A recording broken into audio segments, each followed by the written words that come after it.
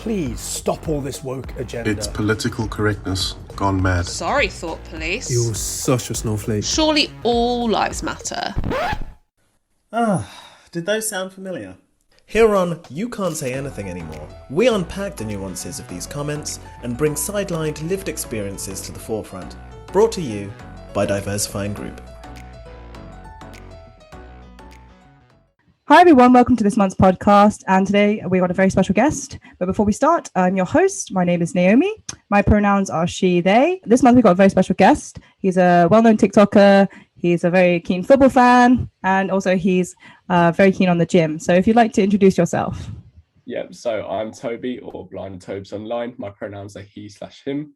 And yeah, as Naomi said, I'm a TikToker. I work in social media and play a lot of blind football on the side.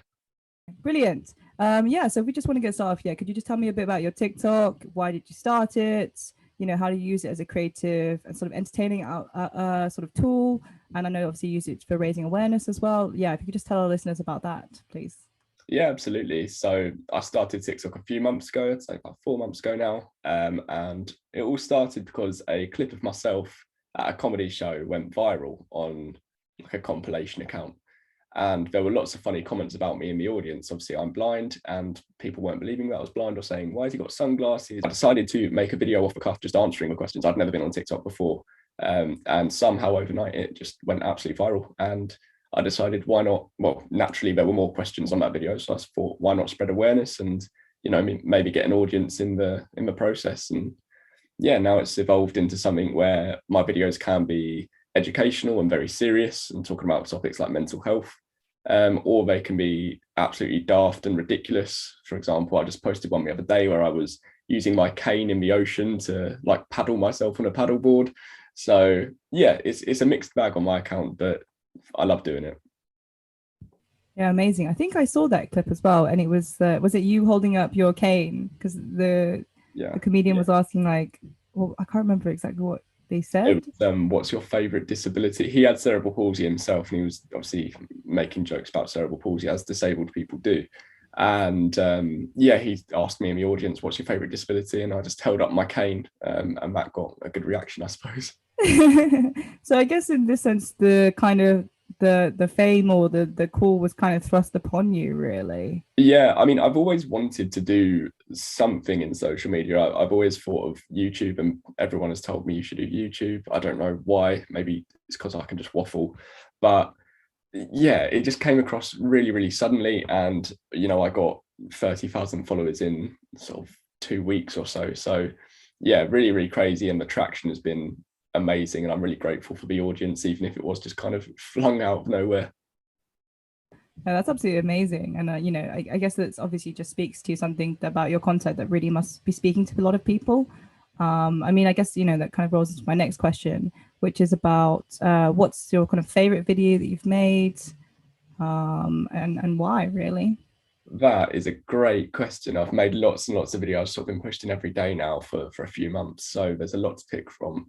I think there's a couple ways to answer this. My favorite video just in general was a video that I made of me talking about how I decorate my flat as a blind person. And I'd sort of say this is a picture of London Bridge in the sunset, and it would be a picture of a llama or something, or here's a signed picture of Mason Mount, one of my favorite footballers, and it's like some pink leopard or something like that. That was my favorite one because it was just so English humor. And then the one that I'm sort of the most proud of, I played my first ever blind football match last month, and we got some good footage of that, and I scored a goal, which I was not expecting at all. And it was just really nice to bring some light to what the game was all about and how it's played and the rules. And yeah, that one sticks out. And I think it always will, because it was such a big event for myself. Yeah, I absolutely love both of those videos. The flat one had me absolutely cracking up. It was such dry humor. It was so off the cuff as well. Normally I plan my videos a bit in advance, sort of like 2 or 3 days, but this one was literally 10 minutes before we decided to do it. So it worked out quite well. Yeah, it's absolutely brilliant. And I love the football one as well. I think it definitely shed a lot of light on just the sort of range of sports that are out there and sort of different sort of accessibilities and things. And I think that I noticed sort of the comments were like, wow, I never knew this was a thing, and this is so interesting. And I saw a lot of comments about the ball as well, specifically. About the ball, yeah, the ball is mental. It's it's a rock solid ball because it's got metal casing inside, and if you kick it in the wrong place, it can really hurt your foot. So people were talking a lot about that. And yeah, the general feedback on that was great. You get some odd comments that are really sort of arrogant or ignorant, but that's just the case when you're posting videos to a large audience, I guess. Yeah, I guess just as a human, I'm sort of curious about how you kind of deal with those kind of comments, because overwhelmingly it feels like your audience is very positive, but as you mentioned, I'm sure that there are some some what to say heads in the crowd that are sort of ignorant or sort of blasé about things. Yeah, I mean, I think working in social media, you have to have a thick skin, or you have to develop a thick skin. If you let things affect you, then it's probably not the space for you to sort of be in front of an audience. I'm so lucky though. My audience is absolutely incredible. Even people who have never seen my content before are largely positive and give me really good feedback on my videos. But obviously I do get some hate comments or some comments that are just ridiculously stupid. But yeah, I've got a thick skin. They just bounce off of me. I find them funny. If anything, it makes me want to do the videos more because those people just need to be educated, or maybe they're misinformed. But yeah, they can be annoying and sometimes they get repetitive, but yeah, I think I'm just the right kind of person to deal with that type of thing. But overall, as I said, my audience is absolutely incredible. Yeah, and I guess having the dry sense of humor helps as well, sort of battle the kind of silly comments. Absolutely. I mean, there's nothing you can say to me really that will offend me. I'll just laugh it off and call you an idiot. Do you know what I mean? So yeah. I particularly like that one about when you said that your friends got you a coloring book and then got your other friend who's deaf. Was it a CD? A CD, yeah. It was a really good CD as well. I'm quite jealous you got it and can't appreciate it. Yeah, Was it? Sorry, go on. Well, what was it? It was something like the 100 best hits of the 80s, and I like a bit of 80s music. There was a bit of everything going on there. So yeah, I'm jealous, but that's just what most disabled people have, is that dark sense of humor. That's how we get by, because if you don't laugh, sometimes you'll cry. Maybe, do you know what I mean? Yeah, I guess the laughing is sort of the way to sort of communicate to people and to get through to people, but also get them to understand a bit on a deeper level potentially. I think it's a really good way of getting that deeper level to come out, because people naturally tread on eggshells and they want to ask questions but might feel silly or offensive. So when you make light of a situation like disability and can make people laugh with it, I think that can help in making people more comfortable. And asking questions is great, because ultimately that will help everyone in the long run. Yeah, I love that. It's not something that you've asked for necessarily, but it's something that you see as helping the wider community. That's brilliant. I guess my sort of other questions would be about, what are some of the coolest things that you've done with your online presence? Obviously, you mentioned the football was very meaningful to you. Is there anything else that you've done that's been super cool? That's a great question. I think the opportunity to work with some amazing brands is really something I'll never, ever, take for granted. I was a massive Gymshark fan for many years now, and they reached out to me very early on into my social media career, if you want to call it that. So working with brands like that has been amazing. I've been able to go to cool places and film episodes for YouTube and other social media platforms. That's been really cool. And just meeting other people. I never knew how big TikTok especially was for having disabled creators, and a lot of them make amazing content and also have amazing audiences. So yeah, I've been able to meet a lot of people and make many friends actually from it, which is really, really cool. Yeah, that's amazing. And I guess that speaks to I remember that you had a video about someone asking you about, oh, if you could wake up tomorrow and sort of this never happened. I remember you also saying a similar answer there about seeing all the people that you've met through this, all the experiences you've had and everything. I don't know if that is that sort of along a similar vein. Yeah, in a way. I mean, I get the question a lot, if if you could get your vision back tomorrow, or if it would never to happen, would you take that? And for me, the answer is no. Where I'm at now, I could never, I never thought in a million years that I'd be sat here doing what I'm doing. Do you know what I mean? So I feel so privileged and lucky, and the opportunity that I've got is amazing. And that would never happen if I wasn't blind. I'm a pretty average guy otherwise. You're talking you down self-sound so much. No, honestly, I'm an average guy. I'm a regular guy like you. I've got Gymshark sponsorship. I'm lucky. I'm very fortunate. I'm grateful every day. I say it to my girlfriend every single day. I'm so grateful to be where I am. Yeah, that's absolutely amazing. That's really good, and it's such a great perspective to have as well on these things. Yeah. I guess as well, my other question would be about sort of what are the biggest challenges and some of the things that you've learned through your online presence? The biggest challenges, as being someone who's obviously in the media a lot, is the creative aspect. You're always on your toes. Content that isn't well thought out and well put together generally won't do well, and that's a good thing. But yeah, having to put a lot of effort into daily content, and that obviously opens itself up to other things like Instagram Reels, TikTok videos, YouTube Shorts. They all can't be the same, because otherwise you're not going to pull in a new audience. So the creative aspect's difficult, and that's definitely, I'm not a creative person by nature. I'm very sort of analytical. So I guess what I've learned through social media is how to be creative and think outside the box. I think there's something about social media which is so expressive, and it allows people, if you're saying that someone isn't stereotypically creative, but it allows them to have a kind of medium and a voice in a way that is so broad, I guess in a way that other mediums don't as much. Absolutely. As I said, you have to be on your toes, and it's kind of, you get forced to be creative if you want to do well in social media. And I'm a very, very small creator in the grand scheme of things. And I've got to keep on being creative. So maybe that's something that's still being nurtured in myself and will grow. And for me, that's a really good thing, because I've never really experienced being creative. So again, I'm grateful for that as well.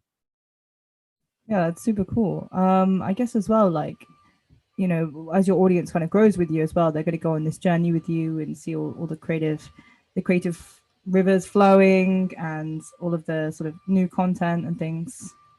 I guess. There's so many people from the beginning. Actually, I've got lots of OGs, which is great. All the names I hear in the comments have been there from the start, so they've seen me grow, I guess, which is cool for them as well.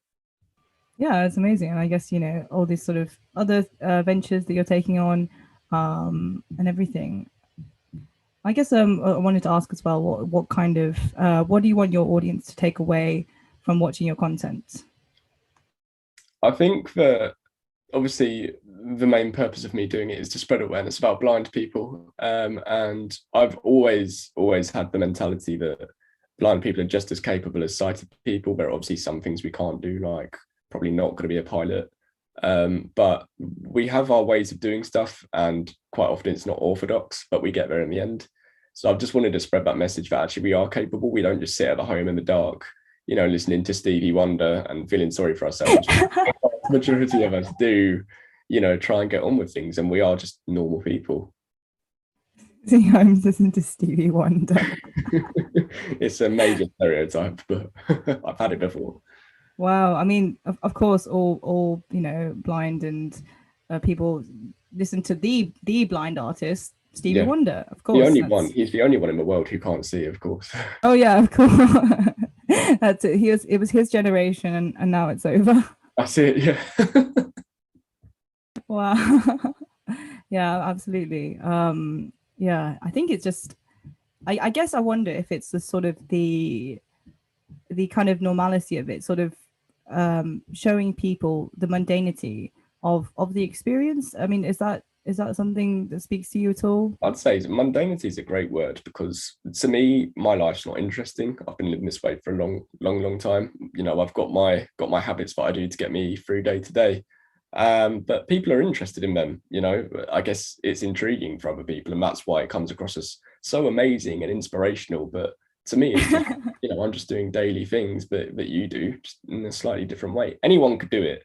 Everyone always says, oh, if I was blind, I wouldn't be able to do it, mate. And I'm like, well, you would, because you'd have to. So yeah, mundanity is a great word.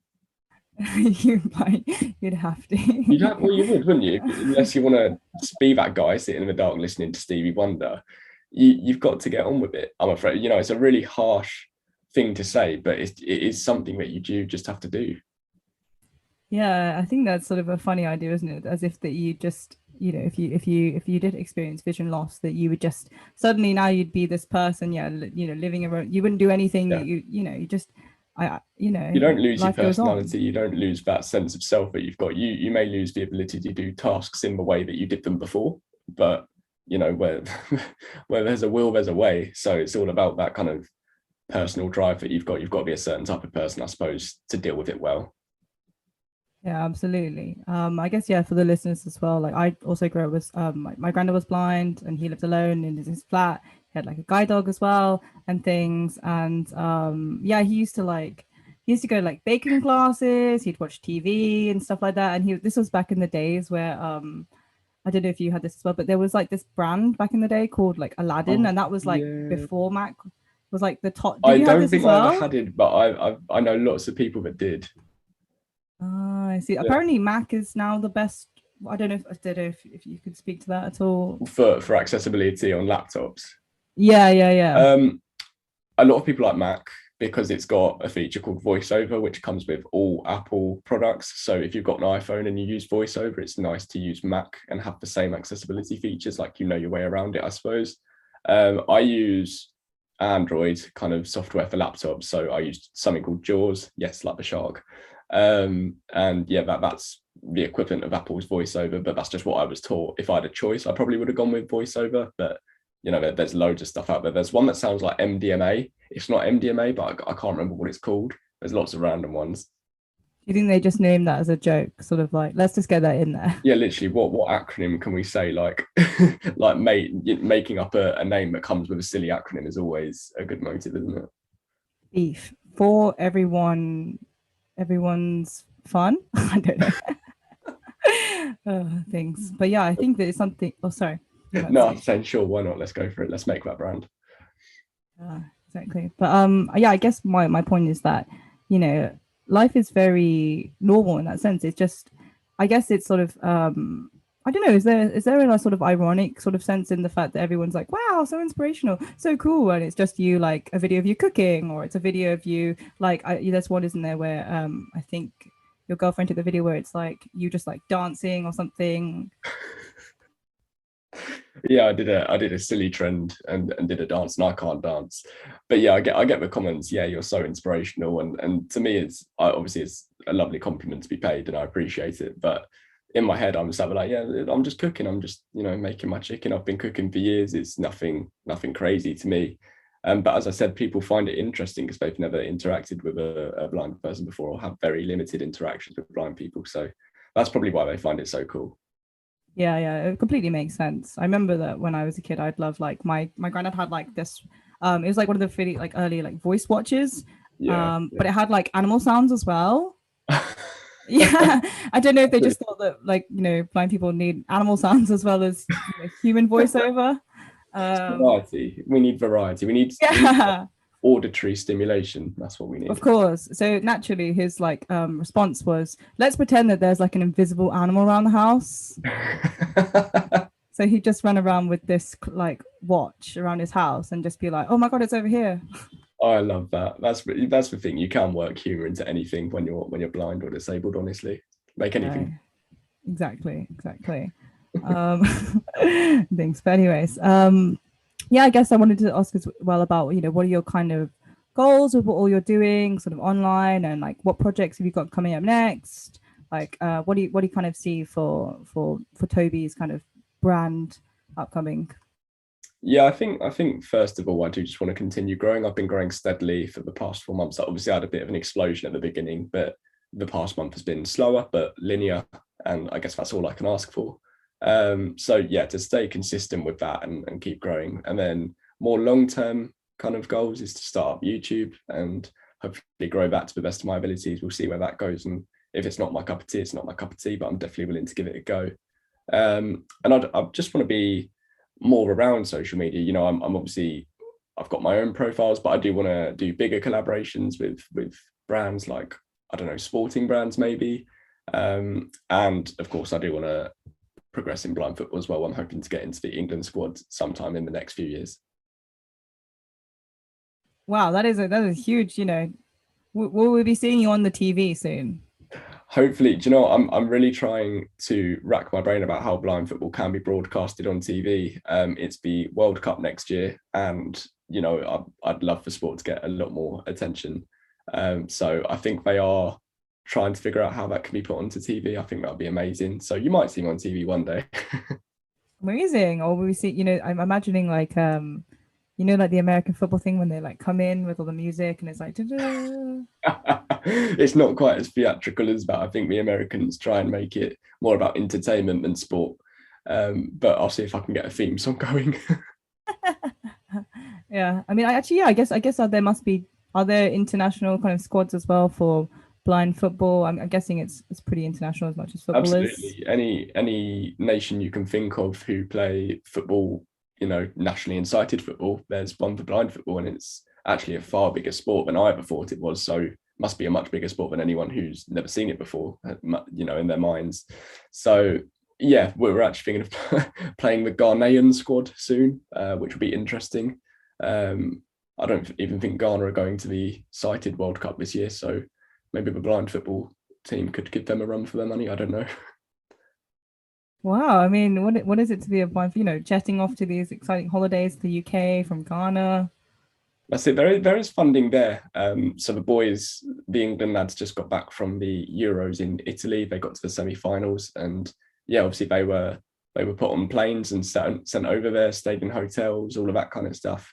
So not quite the funding that regular football gets, but at least there is still something in the piggy bank. Yeah, that's so cool. Amazing. And what exciting thing to look forward to. Yeah, for sure. I can't wait to keep doing it. I've fallen in love with the sport, so yeah, hopefully good things to come. Would you like to reveal if you support a team publicly or? Oh, here we are. We see. I'm a big Chelsea fan. For those of you who are watching who can't see, I'm a massive Chelsea fan. I see. So are you one of those when you come down to London? Are you one of those Chelsea fans on the tube? They've got all their gear on. That would be me. I try to get to Stamford Bridge, which is the Chelsea stadium, as much as I can. Haven't been for a while, but hopefully next season when it starts up, I'll be on the tube, chanting songs and hitting the tube ceilings. That's what we tend to do. Actually, I feel like at least from my experience in London, Chelsea fans are pretty chill. I've not personally had any crazy kind of experiences. West Ham fans though, they block up the tube so much. Honestly, West Ham, Crystal Palace, Chelsea are all right because I think a lot of our fans are older and maybe a bit more mellow now. They've had their hooliganism days back in the 80s or whatever time they were in, and we do get a lot of tourism as well. At Stamford Bridge, I guess because we're quite a big team, a lot of foreign people would want to come and watch us. So yeah, on the trains we're not too bad, but I've had a few altercations on the tubes before with other fans. Oh, really? Sort of like not rival started fans? by me. Not started by me. There was a couple of Crystal Palace fans getting rowdy, and there were Chelsea fans on the other end of the carriage, so it just got a bit heated for a little bit. But it happens. It's football. That's what you're there for. You can't go and not expect that. The classic sort of London war between all the different teams. That's it. But Chelsea come out, London's blue, and I'll always stand by that. Oh, there we are. See, you heard it here first. London is blue. Yeah. I mean, I think most of my workplace is Arsenal actually. So I don't know. I don't know if my work official. If this is the we haven't picked a sponsor yet for the podcast, for football wise, but I think our workplace is pretty solidly Arsenal. I'll have to steer clear of your work venues and your work dues then. And all the Arsenal merch that is handed. No, it's not. There's no Arsenal merch on the side. Please do, listeners, do not expect any Arsenal merch, or please do not be put off by our football orientation. Yeah, you've just sold yourself short there. If you've got merch coming out with Arsenal stuff on, you're not going to make many sales on the road. I remember my friend actually said that she doesn't know anything about football, but she just tells people that she supports Arsenal because it ends the conversation. They just look at her and say, oh, sorry. Oh, sorry for you. Yeah, we'll talk about something else now. Exactly. Things. Anyways, yeah. So I guess sort of moving on a bit. It's only kind of, spoken a lot obviously about your sort of journey and everything. Is there any kind of advice or any kind of, I'm sure you probably get some messages all the time saying, I want to be a content creator. Is there any advice that you'd give to people about starting up, or any sort of tips and tricks that you've learned? Yeah, for sure, but it's definitely a learning process. You're not going to smash it straight away. I was very lucky with my first video doing as well as it did, but obviously if I started naturally like everyone else, I'd be in a different position. You've got to find a topic that you love and you can talk about every day and are knowledgeable about, and it has to give value. You can't just give generic opinions on stuff because people have heard about a million times before. So you need to be providing your listeners or your audience with valuable information and something that they can take away from watching your video. You've also got to be very patient with it. As I said, it doesn't just blow up straight away most of the time, but also bear in mind that there's always that chance that it can go viral. So put as much effort into every video and every bit of content that you make. Amazing. Yeah, I guess it's just sort of quality. Is it fair to say that quality is a really big aspect? Maybe quality, a bit of luck, or luck is a big part of it, to be fair. You can make a video that you think is absolutely amazing, you want the whole world to see, and the algorithm just goes and says no. So that's happened to me hundreds of times, so yeah, there's a lot of luck in it, and there's the whole quantity over quality argument. I'd go somewhere in the middle and say consistency, but consistently good, if that makes sense. Try and go more to the quality side of that spectrum. I'm just curious, was there any particular video that you kind of really enjoyed making but it wasn't as well received? There was one I made about kind of exploring what blindness is. So I didn't draw it. My girlfriend drew out the sight spectrum of fully sighted to fully blind, and I explained each level of it, and gave information on each level. And that's, it was a relatively long video, but yeah, I thought it would do better than it did, and it's probably my most educational video that I've got. But that's just the way it goes. Sometimes you put out a video and you're really excited to see how it does, and it just doesn't do what you want it to do. And that's really going to test how committed you are to social media and making content, is when the algorithm's not in your favor. Do you stick with it and still post as much as you can, or do you quit? Yeah, I guess it's just that part of that resilience that you were talking about earlier. Yeah. And the thick skin. Definitely. You can't get fixated on the numbers. One video, especially on TikTok, where your content gets pushed out to a far wider audience than people that follow you. You can't expect videos to consistently get 500k views, and equally you shouldn't expect them to just get consistently 200 views. You've got to not get fixated on those numbers and just take it day by day. Yeah, absolutely. And I think, as you mentioned about your potentially upcoming YouTube and things. I mean, are those going to be more educational formats, or will they be kind of more skits and things that we've seen from you so far? I think it will be mainly educational, but I'm going to have to get a feel of the water, test the water and see what people are into. I might post a few funnier videos, maybe not as outrageous on TikTok, but yeah, we'll see. I think I'm going to expand mainly on the things that I talk about on TikTok, just because I've got an opportunity to give more information in a YouTube video and do a bit more educating. So yeah, it will probably be more like that. There might be some sort of day in the lives, or not daily vlogs, I can't commit to that, weekly vlogs. So yeah, it might be a bit of a mixed bag. Maybe some more blind football, more kind of emphasis on training and things like that, what I'm doing, what the sessions look like. So yeah, we'll see how it goes. I haven't written out a plan for what I'm going to do. I think I'm just going to take it week by week. Yeah, I think that already sounds super interesting about looking at what the training sessions look like. I'm already sort of trying to sort of imagine and visualize that. Yeah, it's kind of similar. I played football when I had vision, so I've got kind of that point of view from both sides, the fence of sighted training and blind training. Yeah, it can be carnage sometimes, to be fair, and blind football's such a brutal sport anyway. Like, you come away with a lot of head injuries and you ache the next morning in places you didn't even think you could ache. And that's the same with training. If people train intensely, then yeah, you're going to have collisions. So I'd say the difference between sighted training and blind training is that physicality aspect. I guess I'm just curious as well about the kind of playing blind football. Is there a kind of sense of, you said you've had experience of playing sighted football and blind football as well. Is there a different sense of community with each one, or is it kind of the same? Before I played blind football, so before I had my first match and met up with the lads properly, because I'd never actually trained with the squad before. I'd only ever trained with Brandon, who's also blind. We just trained as a couple, not a couple, we're not together, trained as a partnership. And then I got into the changing room, so I was expecting it to be really subdued and a bit, not quiet, but not necessarily laddie like it is in a regular football changing room. And it was absolute carnage, that people were shouting and laughing everywhere, throwing things around. It was ridiculous. If anything, it was more laddie than a sighted changing room, which really took me by surprise. That's very interesting. I guess I mean, do you find that because you have another shared experiences outside of football, it kind of has a bit more kind of connection or a bit more community feel? Yeah, the community is good because we all know what to expect from each other, and we don't really get that in regular society. People are very, as I said, treading on eggshells around us and not knowing what to say, whereas when you're in a community of blind people, it's a free-for-all. But actually we tend to focus on anything but blindness, because quite often in our daily lives we have to talk to loads of people about being blind, whereas when we're all together we all just understand it. We don't have to acknowledge it. So yeah, we just talk about anything other than blindness, really. I guess that makes a lot of sense. It's the sort of the opposite of what people might expect is, you don't sit around all being like, so how is it for you guys for the last 40, 30, 20, 18 years? Yeah. No, absolutely not. We don't compare what's on our Stevie Wonder playlists on Spotify.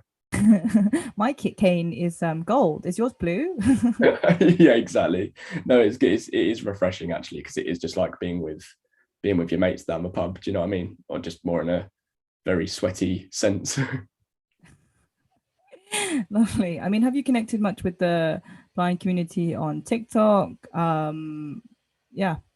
There's a big percentage of not a big percentage, but I have a much bigger percentage of blind viewers than any other creator we've had. Of course I do, but I get a lot of messages, a lot of DMs from people saying thank you, or asking for advice, or how do you do this? I'm looking at going to the gym. How do you access that?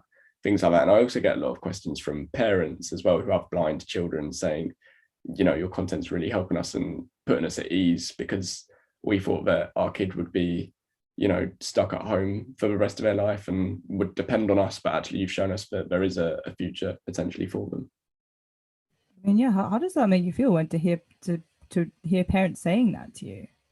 It's stressful because I'm not liable for that kid's future. Just because I've done well doesn't mean they'll do well. I think that's a big point to kind of acknowledge. It's still going to be really, really hard work for the parents and the child. It also makes me proud as well, obviously, that I'm reaching those people and reaching them enough, to the point where they want to message me and tell me about it. And I also see a lot of my own parents in those messages because they were so worried about me when I was younger. So I guess it's nice to be that kind of reassuring figure for them. I guess in a sense that it's kind of gone a bit, would you say it's gone a bit full circle? Now you're in the sort of more adult position and then kind of looking back at your experiences potentially? Yeah, definitely. My parents were so, nervous about my future when I was younger. And obviously I was as well growing up, knowing that I was losing my vision. It's totally unknown what's going to happen once you do lose your vision. So yeah, I guess it has gone full circle now. It's kind of nice to reflect on that and kind of look at how far I've come since then. Yeah, I mean, what would it have meant to you to have, obviously back in the day, we did have YouTube in 2007, but, if you'd had say somebody like you on TV or something like that, what would that have meant to would have meant the world, honestly. Growing up, I didn't have that role model. I had role models in terms of, celebrities I liked or footballers I liked, or, even things like my dad or my mum. But there was never someone who was, going through the experience of blindness that I could look up to. And that is part of the reason why I'm doing it as well. I don't like to label myself as a role model because, I don't like to put myself in that position and say, oh yeah, listen to what I say type thing. But I'd like to be that figure that people can look up to and think, okay, well, he's gone through this. Hopefully I'll be okay too. I guess it sort of harks back to what we were talking before about the kind of normalcy of your life. You play football, you live in a flat with your girlfriend. It's kind of maybe a part of that as well is what's speaking to parents, that it's so refreshingly normal. Yeah, of course. I always always try to say that I'm nothing special. You know, I just live a normal life. I mean, my job's not necessarily normal, but other than what I do for a job, you know, I am just a regular guy next door. You know, there's nothing to me that people should be like, oh my God, that's incredible type thing. I just live my life, get on with it, and enjoy myself. Just Toby from Stevenage. Toby from Stevenage, now residing in Chichester.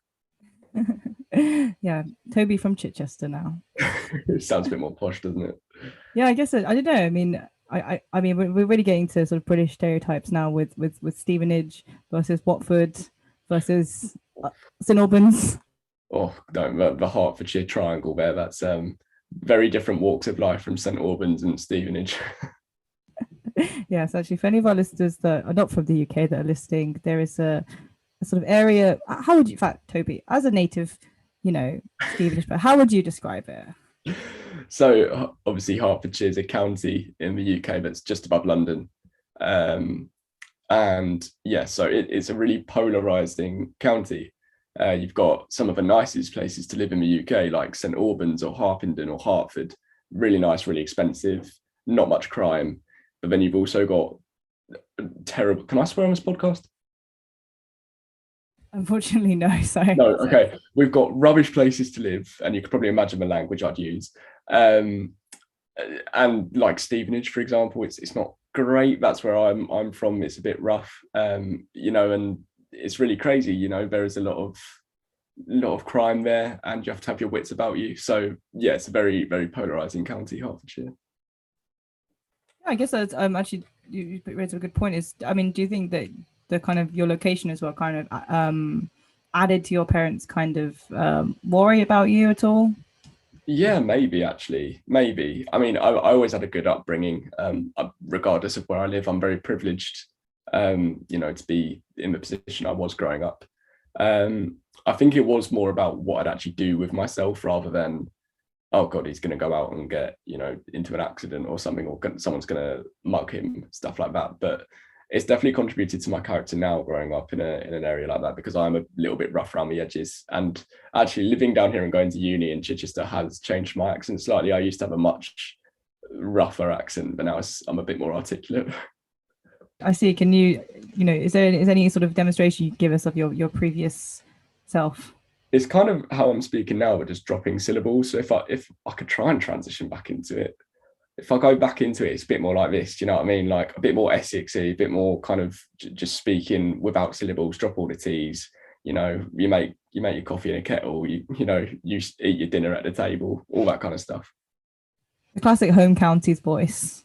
That's it. Yeah, it's literally the same as Essex, just a bit more North London-y. Classic, very classic. It's definitely a lot softer now though. Like you can hear the difference in how I'm speaking now. I do just pronounce things more, and I guess that's just a good thing in terms of what I do. I mean, it makes me, I don't know if it's a good thing. It's not really for me to say, is it? Yeah, I actually did linguistics at uni, so I think this is going to go into a whole long other podcast. But I think that socially we, you know, place different values on accents, but really, you know, they all have inherent value. They all show different histories, and they're all pretty interesting. And they all can change, which is the crazy thing. And it is crazy how there's so many accents in such a small place. Yeah, I think that's one of the things that people always love about the UK is that you go over to the next town and they sound completely different. That's it. Yeah, you've got Stevenage, where I'm from, and then down the road where my dad lives is Welwyn Garden, and that's a bit more. Oh, Welwyn Garden City. It's a nice, again, and it's like a polarizing town in a polarizing county. There's lovely places of Welwyn Garden, and there's some nasty places of Welwyn Garden. So yeah, you know, you've got totally different accents just 10 minutes down the road. It's crazy. And obviously stuff those people in the other town, because our town's the best. I'm not going to start any debates, because knowing where I'm from, something bad will happen. You'll still have to start brand yourself as Toby from Chichester, not Toby from Stevenage. Well, that's all people have known me, to be fair. People don't know that I'm from, you know, near London, and you know, they probably think that I've grown up in Chichester, which is obviously 100 miles away from where I actually did grow up. Well, here we are. You heard it first on the podcast. We got the insights to exactly insights to the bio. Anyways, yeah. So just before we close up, I guess something I wanted to ask about is, is there something your audience would know about you? Obviously, that you're from St. Evernot. So I was about to call it St. Oh, no, Evernot no, then. no. Sorry, Stevenage. You're from Stevenage, but obviously we know you play football in your spare time. You're really into. You've just recently got back into the gym. Are there any other things that people wouldn't necessarily know about you? That's a great. It's obviously I'm very, very open online. I kind of have to be to be an engaging person. It's important to be yourself and talk about all aspects of your life. I make myself a little bit vulnerable here actually. So I'm a vastly positive person. I try and find the silver lining in any situation. But for the past few months, actually, I've been suffering with some chronic illness. And I think it just goes to show that, some people may come across as happy as Larry online, and actually they might be really, really suffering behind the scenes. So that's probably something people didn't know about me was I've been quite ill for the past few months. We'll go with that one. I'm sorry to hear that you've been sort of, I guess, quietly, well, for your own protection as well. But, I hope that you are receiving the help and support and treatment that you need for this time. Yeah, we're getting there. It was a kind of a burnout, a very, very serious case of burnout from university and the gym. I was doing a lot of the gym. Don't know if social media pressured me into going to the gym a lot. That's another conversation for another day. And then all the social media stuff as well was at the same time. So I got a very severe case of burnout, and that gave me some residual effects that have lasted for the past few months. But we're on the mend now, and I'm able to play football again and go to the gym again, as long as I don't overexert myself. I should be all good. Oh, well, thank you for sharing that. I think that as you mentioned on your intro, that mental health is one of the big things that you speak about, and thank you for sharing that on this podcast about the effects of burnout. Yeah, it's very under discussed topic, I think, burnout, and actually it's far more common than people think. So maybe that's something I'll integrate into my content somewhere down the line when I've actually figured out what's going on with it. I think that can be part of the confusing part, isn't it? When the sort of, as it's happening, it's quite difficult to just realize that it is burnout. Yeah, the signs are very, very obscure, and if you don't know much about it, you're not going to spot it. I didn't spot it, and I study psychology, where we talk about burnout a lot. Occupational burnout, more than physical burnout, maybe, but there's parallels that you can draw from them. So yeah, if I missed it and I study psychology, then I'm sure many other people have missed it and suffered with it in the past and just brushed it off as stress. I love the idea. If I missed it and I study psychology, then literally, yeah, because I'm so good at psychology, of course. I guess the irony is that if it could be hard to kind of see things with ourselves. Yeah, definitely. And when I had the blinkers on, I had goals that I wanted to achieve, obviously, with social media and university, and I guess the gym was also a personal endeavor that I was really focusing on. So I had the blinkers on and just wanted to reach those targets, and yeah, missed the signs that were indicating that I definitely should have laid back a little bit. Yeah, I think that's I guess it's hindsight is 2020, isn't it? It's even when you're blind. Exactly. I guess I'm just curious as well, just sort of we're close about your sort of experiences at uni and things, and accessibility on the course and everything. Yeah, that's a great question. My uni was absolutely amazing. Actually, it was the main reason why I went to Chichester. One, they had an amazing counselling psychology course, and secondly, the accessibility that they had in place was incredible, and they superseded any university that I visited on that level. So they were able to give me human support, such like a note taker in my lectures, and a technical assistant for my statistical analysis modules, because the program that we used to do statistics was not compatible with my screen reader. So obviously I wouldn't have been able to do that independently, but they gave me, someone for many hours a week to go through these statistical packages and, help me, get the results that I needed. And that was the same for my dissertation as well, which was amazing. And even little things like at the beginning of uni, they gave me a personal guide, is what they called it, who took me around campus, helped me learn where everything was so I could walk around independently. And they gave them like a budget, so they were able to come to the canteen and get lunch with me, or go to the student union and have a beer type thing and figure out how I need to do all of that. And I don't think I would have got that at many other unis, to be fair. So shout out to University of Chichester. They are absolutely incredible in that sense. That's amazing to hear that you had such a great experience. It was, honestly, I'd never expected it, because when you're in sixth form, they put such a big emphasis on independence, and you're going out there alone, you know, you've got to do everything yourself at university.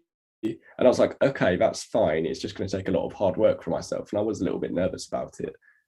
But straight away I had conversations with the uni over the summer before I went there, and they put me so at ease. I literally was so blasé about going. I expected to be a little bit anxious. I'm not an anxious person really, but I was expected to have a little bit of nerves.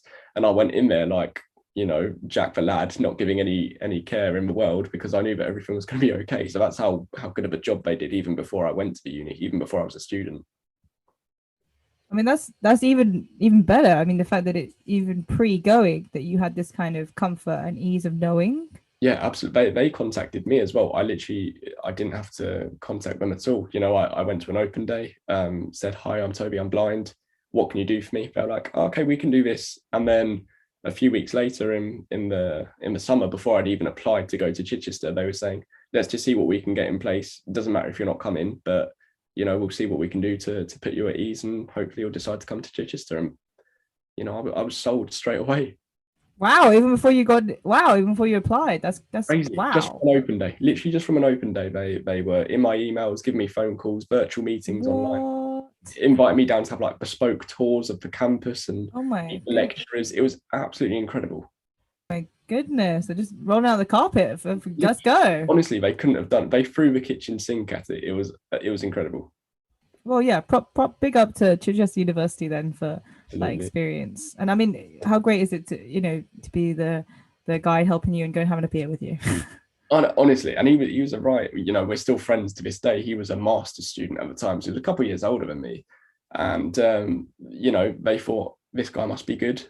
He seemed like a nice guy. So we'll send him out to the new blind student. And, you know, that was just incredible, because it felt like I had a friend before anyone had even moved into campus. They let me move in a few days early as well to avoid the rush and to get familiar with, you know, the campus and the settings and the city. And it was just ridiculous, really. Whoa, that's amazing. It blows my mind. Just recalling it now, it actually makes me remember how much they did for me. Yeah, that's absolutely amazing. I mean, you know, I remember my orientation actually as well, because we also had a few other blind students as well. Right. And they weren't, I'm going to be honest, they weren't great. Not to throw them under the bus or anything, but they were not. I mean, they had guides, but they didn't do anything like that, like letting them move in early or anything like that. And wow. Yeah, I remember it's tough, isn't it? Because you know, they're obviously. You can only do what's in your remit. Do you know what I mean? If you can't let someone move in early, you can't. It's just the way it goes. But, you know, some places, you know, just have better facilities and better structures in place to make things happen like that, I guess. Exactly. And I think that the people at least for, you know, my uni, the people they hired to be the guides, often like they turn up late or something, or they wouldn't know what the plan. I can just see eyes rolling here. They wouldn't know what the plan is, so they wouldn't know, because obviously maybe some other people have already left to go to whatever activity it is, and then they end up getting left far behind. And it's just, you know, and those kind of things do impair your social experience.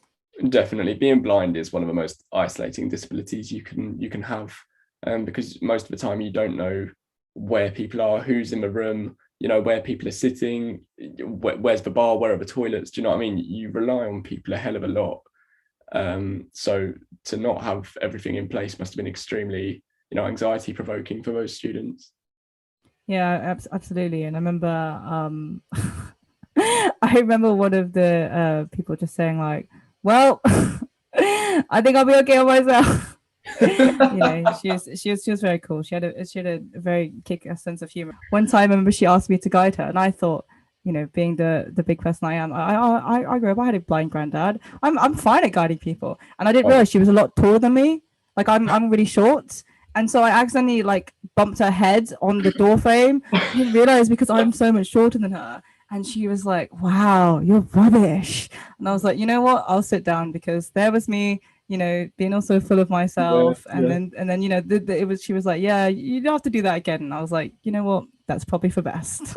Honestly, it's the worst when you get the height difference, because relatively tall. I'm over 6 foot, and that's without the quiff.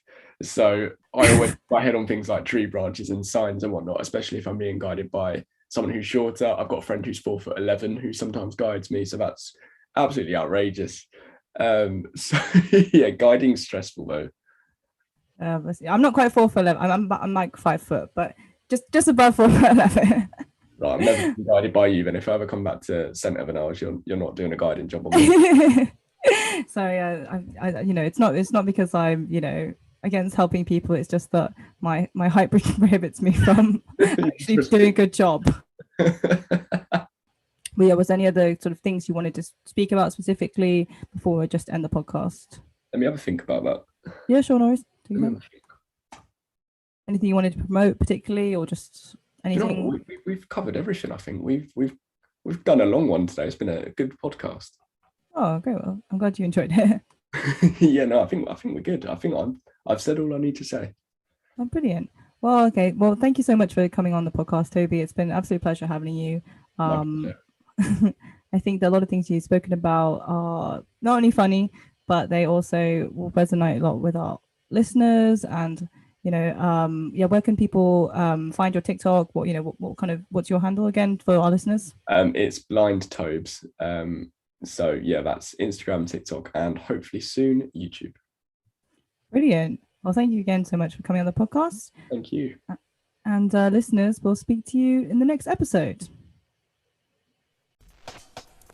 Thanks for listening. If you enjoyed this episode and would like to support this podcast, please share it with others and leave us a review on Apple Podcasts. Keep up to date with what we do at Diversifying Group at diversifying.com, or follow us on social media at Diversifying Group. See you next time.